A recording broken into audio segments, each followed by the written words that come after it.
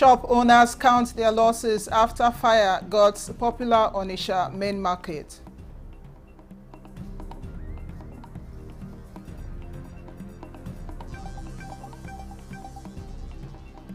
Economic and Financial Crimes Commission declares socialite Aisha Achimugu wanted.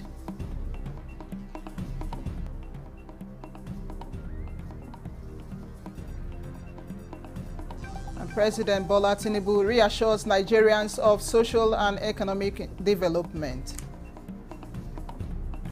Feel happy and give thanks to Almighty Allah that has protected us so far.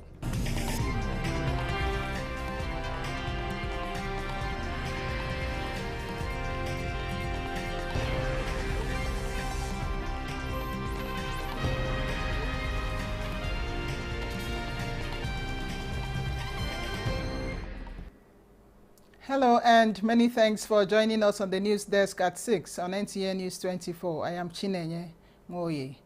It is a Black Friday in Onitsha as goods and property worth billions of naira were gutted by fire at the Ifejika Street by Sokoto Road, Main Market, Onitsha, Anambra State.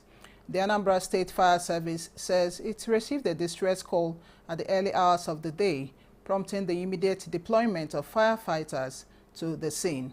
An eyewitness account, however, attributes the fire outbreak to a spark from an electrical connection to the submersible sump pump, popularly known as Sumo, used in pumping water. Some residential buildings, warehouses around the main market, are also affected by the fire. The Nigeria Forest Security Service has applauded the National Assembly for the passage of the NFSS bill, while calling on President Bola Tinubu for assent to enable full-scale operations in the country's ungoverned forests. Commandant General Joshua Osatimehin made this known at a media briefing in Abuja. Olajide Bello reports. The nod from the Senate and the passage of the NFSS bill is another milestone in the quest of NFSS of being added to the nation's security architecture. The Commander General Joshua Osatimehin says these developments will further boost the morale of officers and men of the service. One of the cardinal points of Renew Hope agenda of our president is to tackle the internal security, most especially in the forested region. This will give rise and boost the socio-economic activities of our country. NFSS is calling for state government partnerships with the service to provide necessary logistics to enhance the security of ungoverned spaces. Deputy Commander General Intelligence of NFSS John Michie commended the 10th Senate for successfully passing the NFSS bill. The significant achievement, according to John Michie, demonstrates the Senate's commitment to strengthening Nigeria's internal security, particularly in securing the nation's vast forest regions. The establishment of a strong legal framework for forest security will not only protect lives and property, but also enhance agricultural productivity and contribute to national economic growth. Olajide Bello, NTA News. President of the Senate, Godswill Akpabio, has restated the commitment of the legislature to robust engagement with the executive to shape and implement policies tailored to meet the aspirations of citizens, in particular the Renewed Hope initiatives.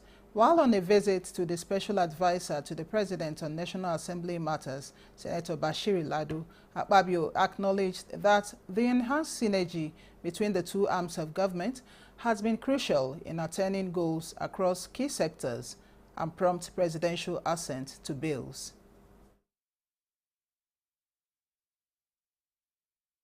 Since your assumption of duties, you have kept track of all the bills passed by the National Assembly.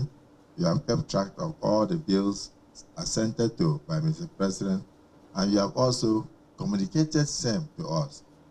Information communication is important. Today I must tell you that senators were very excited, though we don't clap in the Senate, but at least they nodded their heads in appreciation when I read out the number of bills in the last 2 weeks assented to by Mr. President. The special advisor in response commended the National Assembly for expeditious consideration of landmark legislations and approval of presidential requests, urging that the tempo should be sustained for the benefit of Nigerians. Is a testament to the power of unity, the strength of shared vision, and the boundless possibilities when leadership is anchored on service. The Economic and Financial Crimes Commission has declared a businesswoman and socialite, Aisha Achimugu, wanted for alleged money laundering related matters. Achimugu is equally wanted by the Anti-Graft Agency for an alleged case of criminal conspiracy. Achimugu, 51, is an indigene of a full local government area of Kogi State, and her last known address is 6C Rudolph Close, Maitama, Abuja. The Center for Democracy and Development, CDD West Africa, says the publication titled Zamfara, Governor Lawal under fire over alleged anti-democratic actions against assembly members, recently published in the media, does not emanate from it. The group made the clarification at a media briefing in Abuja. Timothy Yusuf reports. Do a background check.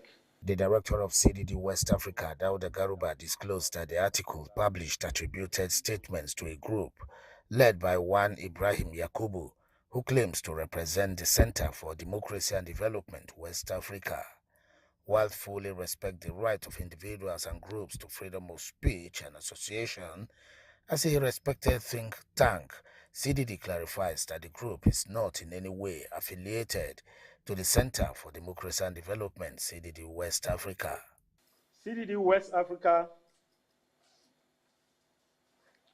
remains committed to the principles and values of democratic governance and thus rejects any attempts to misrepresent its stance or values. Meanwhile, the civic group, the Patriots for the Advancement of Peace and Social Development, has rejected calls for a state of emergency in Zamfara State, calling it as politically motivated against Governor Dauda Lawal.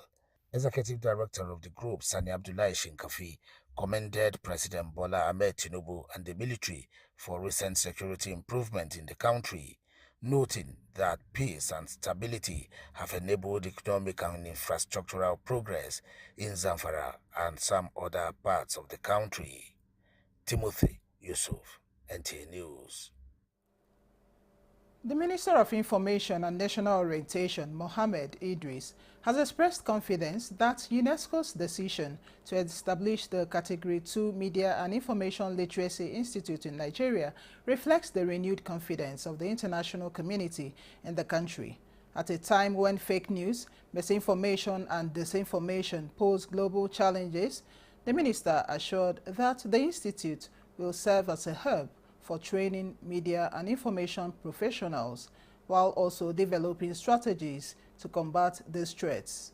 While playing host to Nigeria's permanent delegate to UNESCO, Dr. Hajo Sani, the minister expressed Nigeria's commitment of sustaining the autonomy of the Category 2 Media Information Literacy Institute. Because it's in the guideline of the UNESCO C2C. So we have to look at this critically, and I'm happy I'm sharing what my discussion I had with the Vice Chancellor and the university community with the ministry, and it's very important for us to have this common sense, and we'll be on the same on the same page. To mention here again the commitment of Mr. President, he graciously approved funding and told me whatever it would take, I must make sure that MIL sets up the first Category 2 institute for the entire world here in Nigeria. I think this is a big feat for our country. No any other country in the world has had the opportunity of hosting the first Category 2, UNESCO Category 2 Media Information Literacy Center. And so for us, it's a big deal. And that is why we are working seriously and ensuring that all hands are on deck for us to get that to the final finishing line in November of this year. Minister stated that President Tinubu has already demonstrated unwavering commitment to the establishment of the institute by providing initial funding to ensure that Nigeria meets all the requirements set by UNESCO. T-Pompey Concept Limited, a leading real estate firm in Nigeria, says all is set for its mega-city estate and has, in the mood of the festive season, opened a 17-day promo to help Nigerians own their own affordable plots of government-approved land in the prestigious Apo-Gudu axis of the Federal Capital Territory. Managing Director and CEO Akintayo Adaralegbe, who announced this during a press engagement, said the investment is his company's efforts to tackle the housing deficit in the nation's capital city. Olusheye Adeabo reports. This over 500 hectares of land is the proposed size for the mega city located within the serene Apo, a major location in the central of the Federal Capital Territory. Abuja is the latest estate of the T-Pompey Concept Limited, owners of over 70 estates in states across Nigeria. In design, the mega city estate will comprise more than 5,000 housing units with state-of-the-art facilities, and the CEO of the company, Akintayo Adaralegbe, has been speaking on how this is the first of its kind across the country. And you know, land and landed property in Abuja, it has to be title. The megacity we're telling you comes with title, with CFO title. We are not dealing with RFO or any other thing. It's an FCDA title. It's going to be the biggest of our project for now, and we've tried to get some consultants into the project, and we don't want to go in contrary to government plans towards the place. We will plan according to government's laid down rule, but we're going to bring an innovation to the mega city, and it's going to be mega. Infrastructure is going to differentiate our mega city from any other estate and from even any other one we've done. We are planning to have an artificial lake there. We are planning to have an artificial forest there. We are planning to have a polo. We are planning to name it. I mean, world-class infrastructure is going to make the mega city a mega city estate, we'll call it. The T-Pompey Concept Limited is not unaware of the struggle in owning a land in Abuja, especially as it concerns a government-approved land that is affordable, and has already put this into consideration. We're having a pre-launch sales promo on this mega city, and it's going to be just 17 days. We are connecting the spirit of Ramadan to that of Easter. So we are starting this from 31st of March, and we're going to end it on the 17th of April. And it's not a site that you are buying. You are not buying to keep. You are buying the site to start your project. It's going to be very affordable. We're dealing with a low-income earner, and we're dealing with an average Nigeria. This is not going to be something that will be too big. I tell you, with as little as just 2.5 million, you can own a plot in our mega city. Yeah, we have a payment plan for if you key into this project within this period. We still have a 3-month payment plan on how you can see how affordable it is. You are talking about an estate on 500 hectares of land. You can see how mega is it. So it's going to have its own power. So there's going to be 24 hours electricity. The project of the mega city estate kicked off with a promo offer from 2.5 million naira for 200 square meters to 500 square meters for 500 million naira. And its official groundbreaking is fixed for later in the year. In Abuja, Olusheye Adiagbo, NTA News. This is the news desk at 6 on NTA News 24. We'll take a break here. There will be more reports when we return.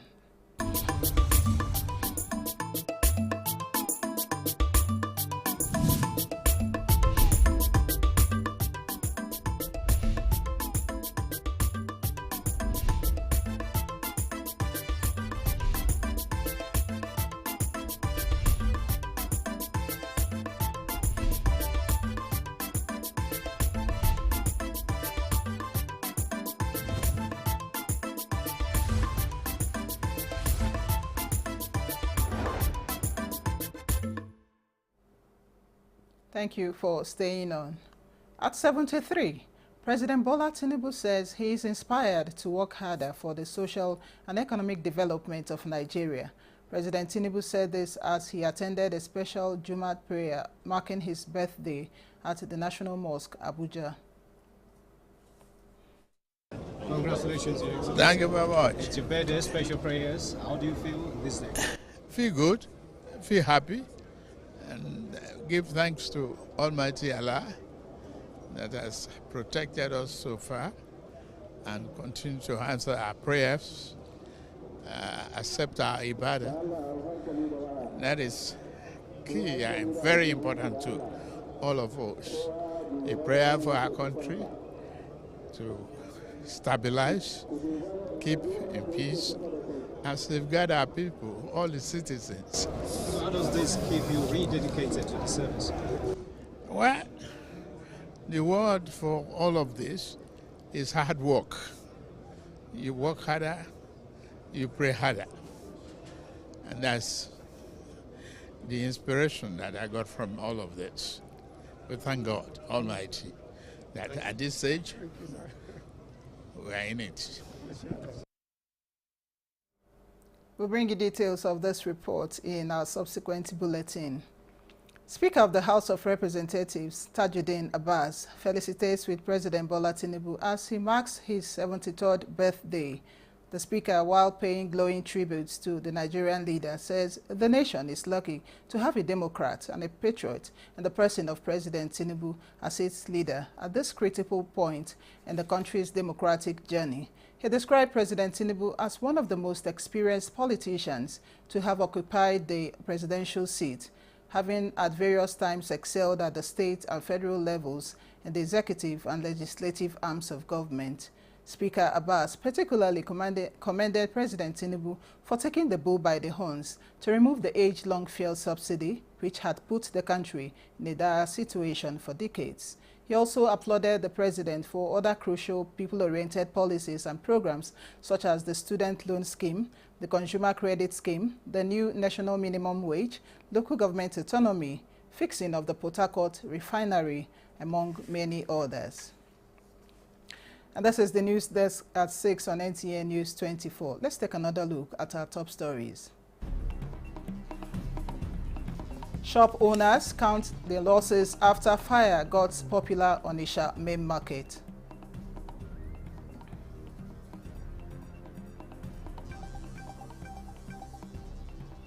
Economic and Financial Crimes Commission declares the socialite Aisha Achimogu wanted.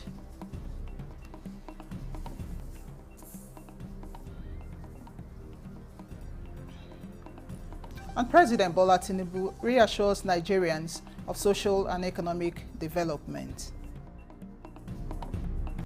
Feel happy and give thanks to Almighty Allah that has protected us so far.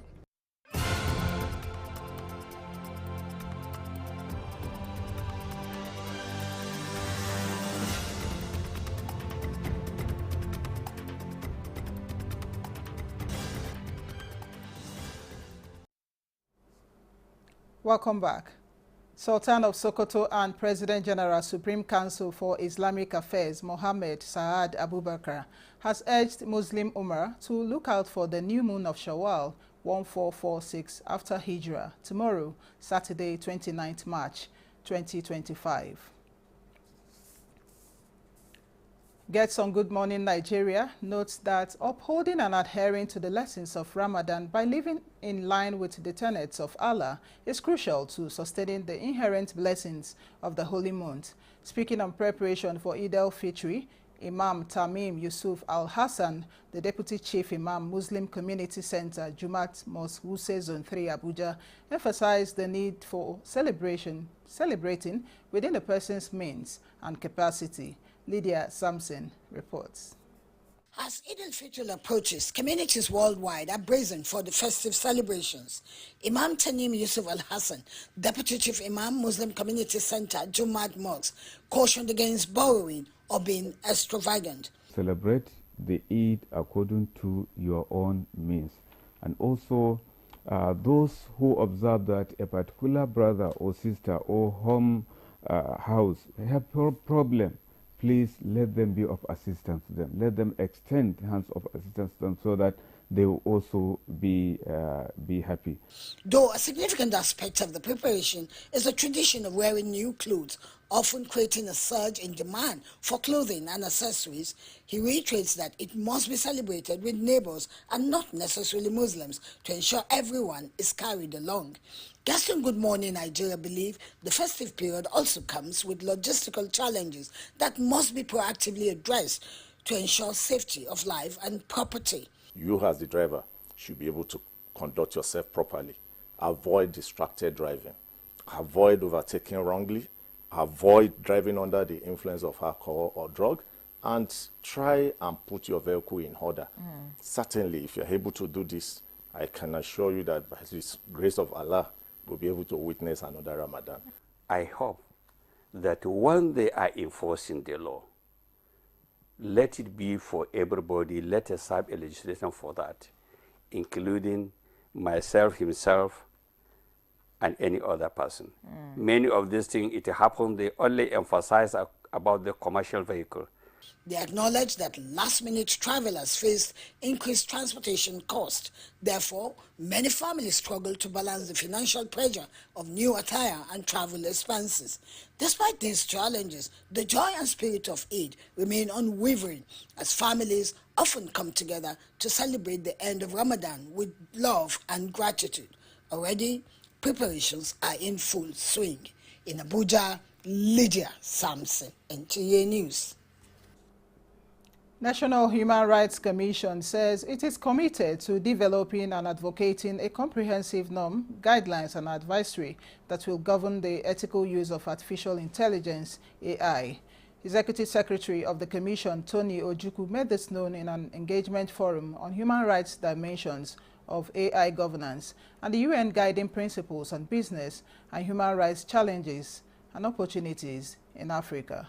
I would like to have a call to action for all of us so that we will have consciousness that innovation and human rights go hand in hand by ensuring that the transformative potential of AI is fully harnessed only when it elevates human dignity. The Nations Guiding Principles of Business and Human Rights provide a crucial framework for ensuring that businesses, including those involved in AI development and deployment, respect human rights. The center, we are fostering an ecosystem where AI solutions are developed with fairness, inclusivity, and compliance with global best practice. The forum offers a comprehensive roadmap from corporate human rights policies to practice guidelines for community engagement, as well as ensuring that every advance in AI is weighed against the forum. Also an opportunity to foster collaboration and build consensus on how to ensure that AI is developed and used in a way that respects and promotes human rights in Africa. And that concludes the news desk at 6 on NTA News 24. Many thanks for watching. I am Chinenye Oye.